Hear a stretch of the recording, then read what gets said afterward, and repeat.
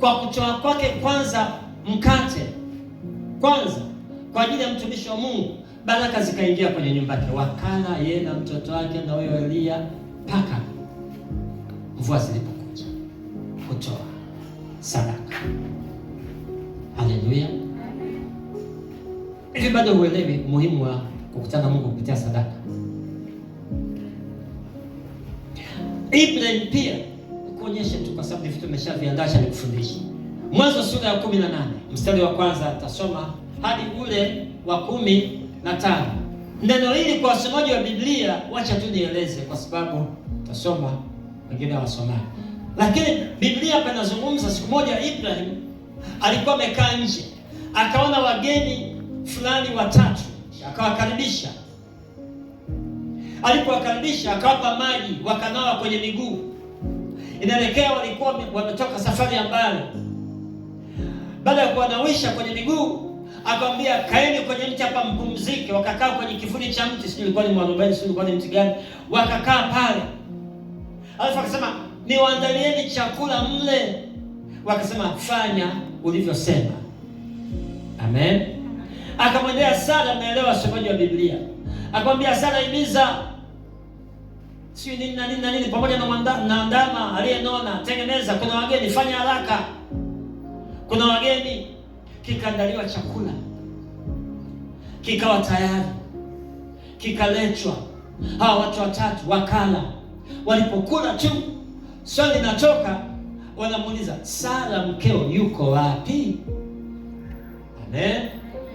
Baraka hapo anatafuta mtu, baraka anatafuta mtu, baraka maana sadaka ya chakula imetolewa. Baraka anatafuta mtu, anasema yuko wapi Sara mkeo? Mwakani majira kama haya kupatia mtoto. Amen. Sivyo maandiko yanasema? Lakini imekujaje hiyo? Kwanza ilitolewa sadaka, watu walikuwa na njaa, wamepewa chakula, wamenawishwa miguu ilikuwa imejaa vumbi. Baada ya kutoa hiyo sadaka tu, sasa baraka lazima akutane na mtu aliyetoa sadaka.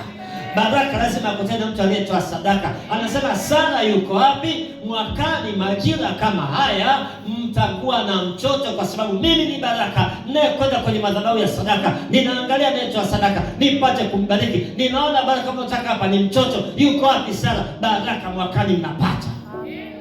Baraka ambazo tutabarikiwa kutokana na utoaji hazitafanana, haziwezi kufanana. Nuhu alipewa baraka ya kuongezeka na kula nyama. Inawezekana wewe usipewe baraka ya kula nyama.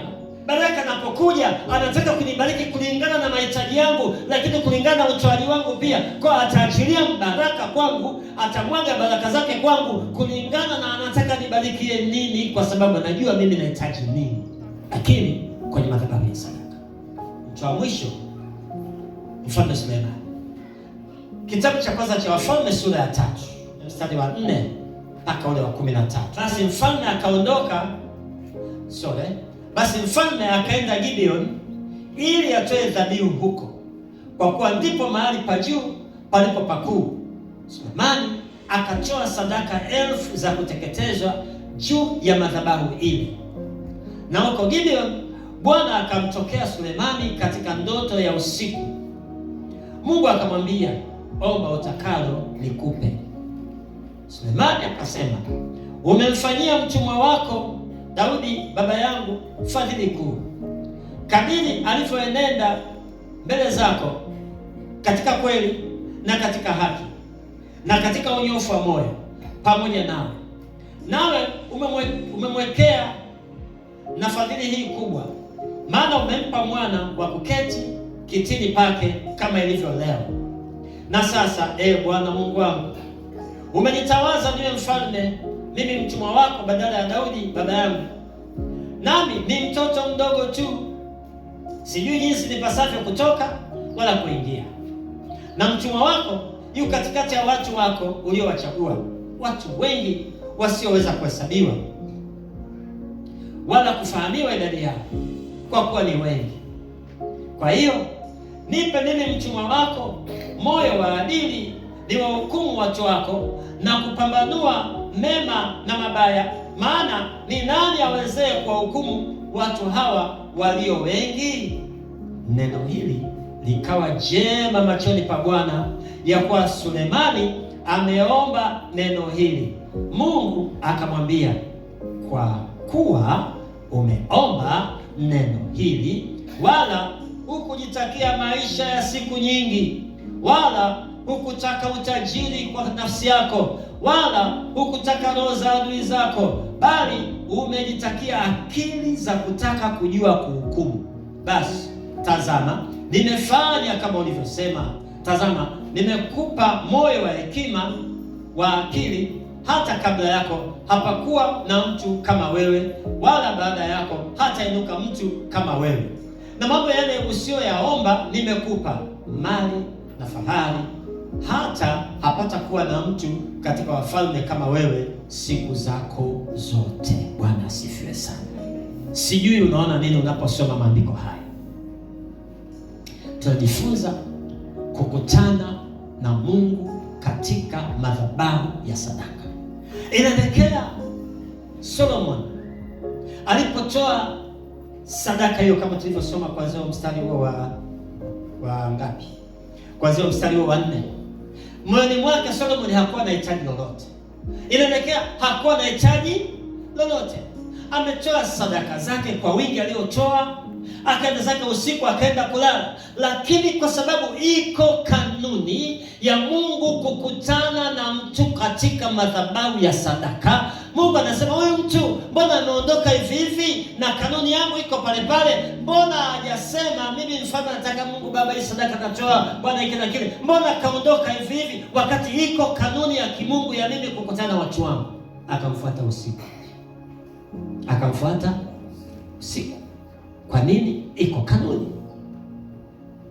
Sulemani, sasa umetoka kuniabudu, umetoa sadaka kwenye madhabahu. Hivi unataka nini?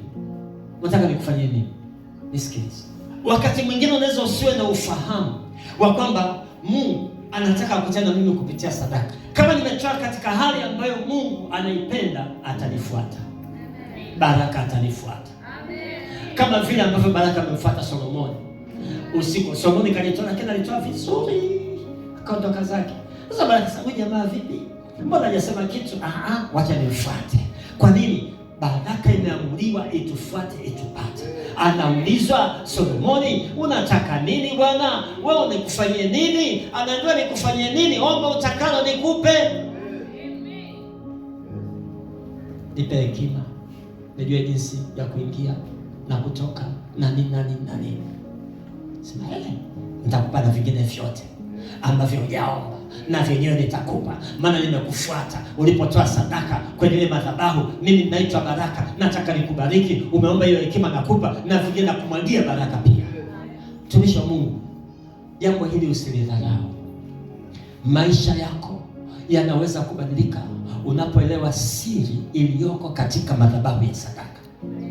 Maisha yako yanaweza kubadilika unapoelewa siri iliyojificha katika sadaka. Usitoe sadaka kwa kuzoea. Usitoe sadaka kimazoea. Iko nguvu kubwa sana ya mtu kubarikiwa kupitia sadaka. Tuliangalia kwenye kitabu cha Mwanzo kwamba sadaka yenyewe ndio inatakiwa tutafute sisi, na bibi baraka inatakiwa tutafute sisi. Sisi tu hatutakiwi kuikimbilia. Inatutafuta. Sehemu ya kwanza muhimu sana ambayo nimejifunza mimi ni kupitia sadaka. Baraka za Mungu, mtumishi wa Mungu, usidharau madhabahu ya sadaka. Nakwambia ukweli, sadaka utakayotoa, aidha umetoa hapa madhabahuni au umetoa kwa kumsaidia mtu, kwa kumpa mtu, ufanye kwa moyo, kwa sababu mbingu zinaona umetoa kwenye madhabahu ya sadaka. Amen. Kama umetoa kwenye madhabahu ya sadaka, maana angalia unavyotoa siku zote, angalia unatoaje. Unatoaje sadaka yako? Hiyo sadaka unaotoa kweli ndio ambayo inambariki Mungu kweli? Angalia unavyotoa sadaka. Zaka unatoaje? Shukrani unatoaje? Sadaka za kawaida unatoaje? Changizo unatoaje? Unatoaje hizo sadaka? Mungu akubariki sana.